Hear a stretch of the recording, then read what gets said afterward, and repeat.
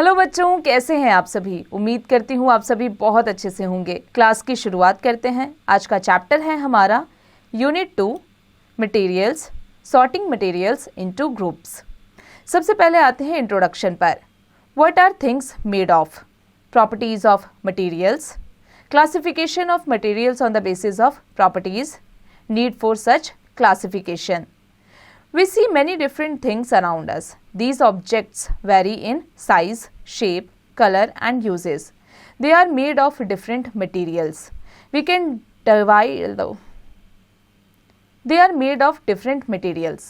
We can divide various objects in various groups based on features. This is called sorting.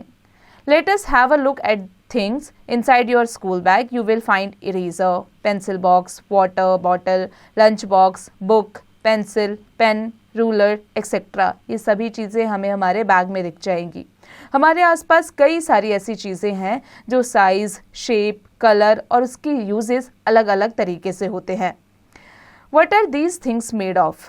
An eraser is made of rubber, book is made of ink, paper and glue, pen is made of plastic and ink, pencil is made of wood, paint and lead, ruler is made of wood या plastic, pencil box is made of plastic, paint, lunch box is made of steel or plastic and so on. Some things are made of one material and some more than one material. Rubber, ink, glue, wood, plastic, steel, paint and paper are all examples of materials. ये सभी materials के examples हैं। कुछ चीज़ें किसी एक material से बन जाती है और कुछ चीज़ें कई सारे मटेरियल्स को मिलकर बनती है। आ जाते हैं एक्टिविटी 1 पर। Right 5 objects which you use in your daily life made of different materials. अब 5 चीज़ों के बारे में यहाँ पर आप लिखिए जिनका इस्तेमाल आप करते हैं अपनी डेली लाइफ में और उनके मटेरियल्स के बारे में, वो किससे बना है। बच्चों, इसकी प्रैक्टिस आप खुद से कीजिएगा। The same material can be use to make different things, that is a chair may be made of plastic, metal, wood etcetera. बच्चों, आ जाते हैं एक्टिविटी 2 पर। Fill in the table using some common objects used in daily life. अब daily life में जो common objects आप use करते हैं उनके बारे में यहाँ पर लिखिए। बच्चों, इसकी प्रैक्टिस भी आप खुद से कीजिएगा। यहाँ पर आप देख सकते हैं कि ऑब्जेक्ट्स में प्लेट दिया गया है। मटेरियल मेड ऑफ में प्लेट किन चीज़ों से बना होता है? पेपर से, ग्लास से, स्टील से और प्लास्टिक से। इसी तरीके से आपको यहाँ पर और 4 चीज़ों के बारे में लिखना है। We have seen from the above that objects are made of different materials. Some objects are made of a single material and some of many materials. A material can be used to make various objects and an object can be made of different materials. How is it decided that which material should be used to make which object? To answer this question, we need to know the properties of materials. बच्चों, कुछ चीज़ें एक material से बन जाती है और कुछ चीज़ें बहुत सारे मटेरियल्स को मिलाकर बनती है, लेकिन हम ये कैसे डिसाइड करते हैं कि इन चीज़ों से ये मटेरियल इन मटेरियल्स का इस्तेमाल करके हम इस ऑब्जेक्ट को बनाएंगे। चलिए, उससे पहले हम जान लेते हैं प्रॉपर्टीज़ ऑफ मटेरियल्स के बारे में। Properties of materials. Different materials have different properties, that's why different features which distinguish them from each other. These differences in properties helps us to group different materials into different classes. But remember that there are 2 properties which are common to all materials. All materials occupy space. All materials have mass. Can you use paper or cloth to make a bucket? It would be silly as both paper and cloth will not be able to hold water. Buckets are usually made of plastic or metal or steel. We use a material depending on its properties and use of the object. बच्चों, हमें क्या बनाना है? अगर मान लीजिए कि हमें एक बकेट बनाना हो तो हम किस चीज़ का इस्तेमाल करेंगे? हम क्या एक पेपर या एक कपड़े से एक बकेट को बना सकते हैं? बच्चों, ये सोचना भी एक तरीके का सिली है, क्योंकि पेपर या जो क्लोथ है वो पानी को नहीं रख सकता, उसमें पानी नहीं रह सकता, वो बह जाएंगे। Grouping together of things having similar properties is called classification. That's why living and non-living things, natural and man-made solids and liquid, etc. Let us study some of the properties of materials which help us to classify things. चलिए कुछ properties of materials के बारे में पढ़ते हैं जो हमें things classify करने में help करेंगी. Appearance. Materials look different from each other. Plastic look different from paper. Paper appears different from wood. Iron looks different from aluminium, and so on. There may be certain similarities between iron and aluminium which are not present in plastic. We can thus classify materials on the basis of appearance. हम materials को कैसे classify कर सकते हैं? Basis of appearance पे. सबसे पहले luster. Metals like silver and gold have a shine, whereas wood does not shine that much. Similarly, synthetic clothes have a shine, whereas woolen clothes do not have a shine.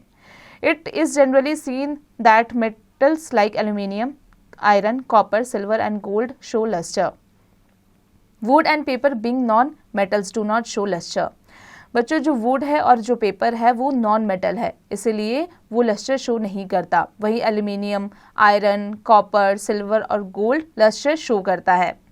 Some materials lose their shine and appear dull when exposed to air and moisture.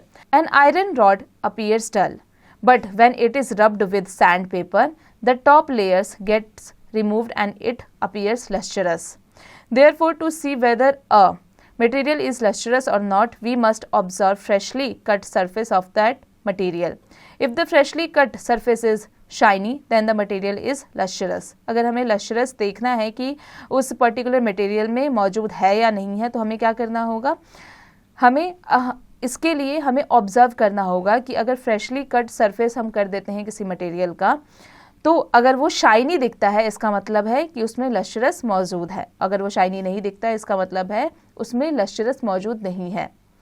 Materials can thus be divided on the basis of lustre. Materials को हम divide कर सकते हैं lustre के basis पर. Activity 3 में जान लेते हैं. Divide the following materials on the basis of lustre. Material है कॉपर. अब हमें इसका देखना है कि इसमें लस्टर मौजूद है या नहीं, और इसका सिल्वर है एल्यूमिनियम. वैसे ही वुड का देखना है हमें, जो मटेरियल है वुड है उसका लस्टर हमें देखना है कैसा है, और सिल्वर है इसका लेदर. बच्चों इसकी प्रैक्टिस आप खुद से कीजिएगा. Hardness. Different materials feel different when you touch them. Some are hard whereas some can be pressed easily and are soft. Some items like cotton, sponge and wool which can be compressed easily are called soft materials.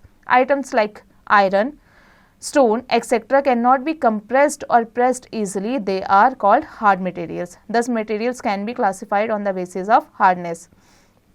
बच्चों हम materials को hardness उसके basis पर classify हम कर सकते हैं कि वो कितना हार्ड है और कितना नहीं. कुछ मटेरियल्स जो होते हैं वो हार्ड नहीं होते, वो ईजिली प्रेस्ड किए जा सकते हैं, जैसे कि वुल हो गया, स्पंज हो गया, कॉटन हो गया, इसलिए वो सॉफ्ट मटेरियल्स में आता है.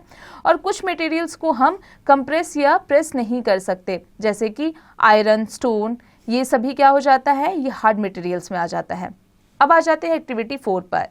Scratch a candle, a piece of wood, a stone, a plastic cup, eraser and an iron rod with an iron key. What do you observe? It will be seen that materials which are soft can be scratched, whereas materials having hard surfaces cannot be scratched. बच्चों हमें क्या करना है, हमें एक candle या एक piece of would लेना है, या कोई स्टोन ले लीजिए, कोई प्लास्टिक कप ले लीजिए, इरेजर ले लीजिए या आयरन रॉड ले लीजिए, और इन सभी मटेरियल को आप आयरन की से रब कीजिए. अब हमें इसमें ये देखना है कि अगर कोई मटेरियल अगर रब हो जाता है, उसमें स्क्रैचेस पड़ जाते हैं, तो वो क्या हो गया, वो सॉफ्ट मटेरियल हो गया. और जो नहीं हो सकते, जिन पे कोई स्क्रैचेस नहीं पड़ रहे हैं, कोई मार्क्स नहीं पड़ रहे हैं, वो हो जाते हैं हार्ड मटेरियल्स. अब आ जाते हैं रफनेस पर. मटेरियल्स कैन बी रफ और स्मूथ. जो मटेरियल्स रफ भी हो सकते हैं और स्मूथ भी हो सकते हैं. Activity 5. Move your hand around petals of a flower, a window pane, a cup and a rock. Do you feel any difference? You feel that surface of the petal, window pane and a cup are smooth, whereas the surface of a rock is rough. Can you think of more surfaces which are rough? बच्चों आप अपना हाथ लीजिए, उसे flower के petal पर या window pane पर, कप पर या रॉक पर रखिए और मूव कीजिए. आपको क्या फील हो रहा है? अगर आपको फील हो रहा है कि फ्लावर के पेटल पर अगर आपको खराश सी हुई है, आपके हाथ में निशान सा हुआ है, इसका मतलब है कि वो हार्ड है। लेकिन फ्लावर पेटल क्या होता है, काफ़ी सॉफ्ट होता है, तो उसने आपके हाथ को नुकसान नहीं पहुंचाया होगा, इसलिए वो सॉफ्ट मटेरियल है, वो स्मूथ है। लेकिन अगर आप रॉक को ले लेंगे तो वो काफ़ी हार्ड होता है, आपके हाथ को वो नुकसान पहुंचा सकता है, इसीलिए वो काफ़ी रफ मटेरियल है। सॉल्युबिलिटी एक्टिविटी 6 में देख लेते हैं। Take 5 beakers and mark them as A, B, C, D and E. Half fill them with water. Add 1 teaspoon of salt, sugar, sand, sawdust and atta to each of the beakers marked A, B, C, D and E respectively. Stir the contents with a spoon. Wait for a minute. बच्चों आप 5 beaker ले लीजिए, A, B, C, D और E नाम का। एक में आप सॉल्ट डालिए, फिर B में आप शुगर डालिए, C में सैंड, D में सॉडस्ट और E में आटा। अब उसे एक चम्मच से मिला लीजिए, सॉल्यूबल कर लीजिए। अब आप क्या देख सकते हैं, उसे भी जान लेते हैं। आप देख सकते हैं जो सॉल्ट है, शुगर है, वो मिक्स हो चुका है, लेकिन जो सैंड है, सॉडस्ट है, वो मिक्स नहीं हुआ है। इवन आटा तक ऑलमोस्ट मिक्स हो चुका है। Substance salt disappears, does not disappear in water. Sugar disappear हो चुका है, sand does not disappear, sawdust does not disappear और जो आटा है वो भी does not disappear. Some substances like salt and sugar completely disappear in the water and they are said to be soluble in water. Some substances like sand, sawdust and atta do not mix with water even after stirring. They are said to be insoluble in water. इसलिए इन्हें water में insoluble कहा जाता है क्योंकि ये water में जाके mix नहीं होते। Activity 7. Take a glass, half fill it with water, add some milk to it, stir and let the glass stand for some time. Observe whether milk mixes with water or not. Repeat the same with other liquids such as oil, lemon juice, kerosene and ink. Record your observation. It will be seen that some liquids like milk mix completely with water and are said to be miscible liquids. Liquids that do not mix with each other are called immiscible liquids like oil and water. बच्चों इस activity में हमें क्या करना है, हमें एक half glass में वाटर लेना है, उसमें पानी डालना है और उसे मिक्स करना है। अब क्या करेंगे, वैसा ही सेम हमें करना है लेमन जूस के साथ, ऑयल के साथ, केरोसिन के साथ और इंक के साथ। उसको मिक्स करने के बाद आप देख सकते हैं कि जो दूध है वो अच्छे से मिक्स हो चुका है, लेकिन जो ऑयल है, जो केरोसिन है, जो इंक है वो अच्छे से मिक्स नहीं हुआ है। जो चीज़ें अच्छे से मिक्स हो जाए उसे कहा जाता है मिक्सिबल लिक्विड्स और जो मिक्स ना हो जैसे ऑयल या केरोसिन उसे कहा जाता है immiscible liquids. Some gases like oxygen are soluble in water. Plants and animals living in water breathe oxygen dissolved in water. Similarly, plants living in water use carbon dioxide dissolved in water for photosynthesis. However, some gases are not soluble in water like nitrogen. Matter can be divided into categories on the basis of solubility. बच्चों कुछ gases ऐसी भी हैं जो कि water में mix हो जाती है, इसी वजह से पानी में रहने वाले जो भी जीव जंतु हैं वो पानी में मिक्स जो ऑक्सीजन होता है उससे सांस ले सकते हैं, लेकिन कुछ गैसेस जैसे कि नाइट्रोजन है वो पानी में मिक्स नहीं होते। अब आ जाते हैं डेंसिटी पर, floating and sinking. In activity 6 we have seen that salt and sugar dissolved in water, whereas sand sinks in water and sawdust floats on water. Similarly, a piece of metal when dropped in water will sink. However, a piece of wood or cork floats on water. आप देख सकते हैं कि जैसे हमने activity 6 में देखा था कि जो शुगर है वो पानी में जाकर मिक्स हो जाता है, लेकिन जो सैंड सिंक है वो पानी में जाकर मिक्स नहीं होता, बल्कि सॉडस्ट और सैंड सिंक जो है वो पानी में फ्लोट करता है। इसी तरीके से मेटल का पीस या जो उसको अगर हम पानी में डालें तो वो मिक्स नहीं होगा, या अगर हम वुड या कॉर्क फ्लोट्स को डालें तो वो पानी में जा कर के फ्लोट करेगी यानी तैरेगी, वो पानी में डूबेगी नहीं। Density is the mass per unit volume of a substance. If we weigh equal volume of wood, metal यानी iron and water, it will be seen that iron is the heaviest and wood is the lightest. Thus, a substance like iron or sand which is denser than water will sink in water, whereas substances like wood, cork and sawdust which are less dense than water will float on water. बच्चों अब आ जाते हैं activity 8 पर. Test whether the following items will float और sink in water. A dry leaf, a nail, a pebble, an eraser, a plastic ruler, a small piece of paper, cotton wool and ice cube. Note down your observations. हमें इन सब चीज़ों को देखना है कि वो पानी में जाकर फ्लोट करती है या सिंक कर पाती है या नहीं. सब्सटेंस में है dry leaf, nail, pebble, eraser, plastic ruler, paper, cotton wool और ice cube. Matter can thus be classified on the basis of whether it floats or sinks in water. In other words, on the basis of density. Let's remember. State whether true or false. Paper shaving will sink in water. Kerosene easily mixes with water. Gold and silver have luster. Groundnut oil is immiscible in water. Grocer keeps biscuit and sweet in glass containers. बच्चों इसकी practice आप खुद से कीजिएगा. Transparency. We can see through some materials like glass but we can not see through a wooden door. This is because some materials like glass allow light to pass through them. On the basis of this property, materials can be classified into 3 categories: transparent, opaque and translucent. बच्चों हम शीशे से एक पार से दूसरे पार देख सकते हैं, लेकिन हम वुडन दरवाजे से या वुडन दीवार से एक पार से दूसरे पार नहीं देख सकते, क्योंकि ग्लास अलाउ करता है लाइट को पास करने के लिए, लेकिन वुड अलाउ नहीं करता. जो मटेरियल्स हैं वो 3 पार्ट में डिवाइड की गई हैं: ट्रांसपेरेंट, ओपेक्यू एंड ट्रांसकुलेंट पर. Objects will allow lights to pass through them are called transparent. We can see through such objects. Some examples of transparent materials are glass, water, air and some plastics.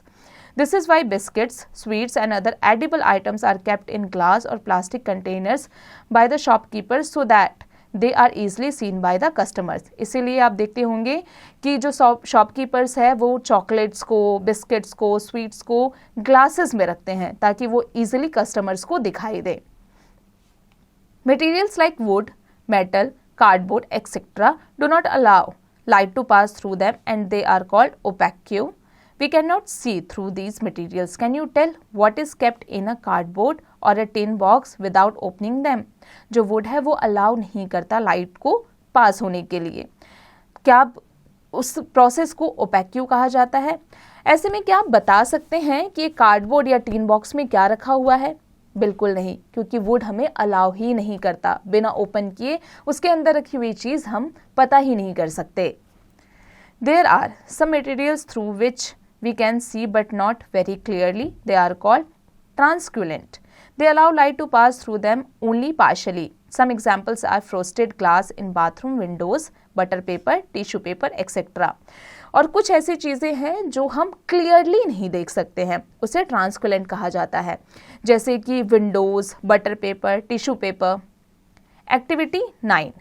Take a sheet of white paper. Look at a lighted bulb through it. Now spread a teaspoon of oil on one portion of the paper. Now look at the lighted bulb through the oil patch. Do you see any difference? You will see that the bulb is more clearly lighted than before. This is because the paper has now become translucent. बच्चों आप एक white sheet paper लीजिए और उससे आप bulb को देखिए.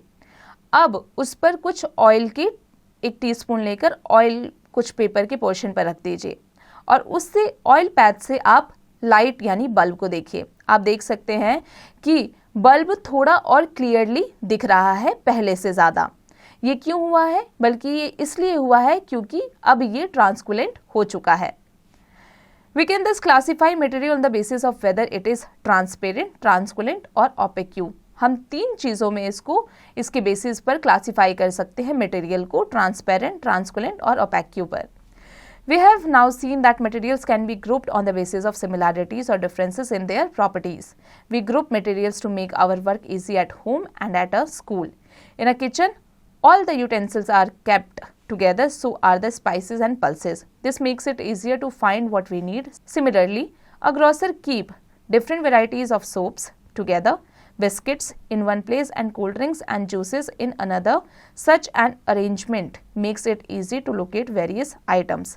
हम अपने किचन में जो स्पाइसेस होते हैं, मसाले के डब्बे होते हैं, वो एक साथ रखते हैं, यूटेंसिल्स जो हैं वो एक साथ रखते हैं। ऐसे ही जो शॉपकीपर्स हैं वो सारी मिठाइयाँ एक साथ रखते हैं, ये सारे सोप्स एक साथ रखते हैं, या फिर जो बिस्किट्स हैं वो एक साथ रखते हैं ताकि उन्हें पहचानने में आसानी ना हो, ढूंढने में आसानी हो। बच्चों अब आ जाते हैं ग्लॉसरी पर। कंडक्टर्स यानी मटेरियल्स दैट कंडक्ट हीट और electricity are called conductors. Lustre यानी shine. States of matter, the distinct forms of matter at different phases. Miscibility, the property of liquids to mix in all proportions, forming a homogeneous solution. Miscible, liquids that are soluble in water are said to be miscible in water. Summary, different objects are made of different materials. The same materials can be used to make a large number of objects. An object may be made of a single material or of many different types of materials. Grouping together things with similar properties is called classification. Different materials have different properties. There are two properties which are common to all materials.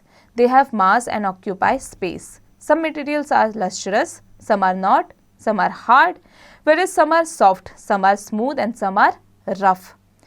Some other properties of material which are used to classify matter are soluble in water, miscibility in water, density and transparency. Materials can be grouped on the basis of similarities or differences in their properties. We group things together for convenience and for studying the properties of things. हम चीज़ों को groups में इसीलिए रखते हैं ताकि हम चीज़ों को आसानी से ढूंढ पाएं। बच्चों अब आ जाते हैं इसके एक्सरसाइज पर। आई होप आज की क्लास आपको अच्छे से समझ में आ गई होगी। अब इसकी प्रैक्टिस आप खुद से कीजिएगा।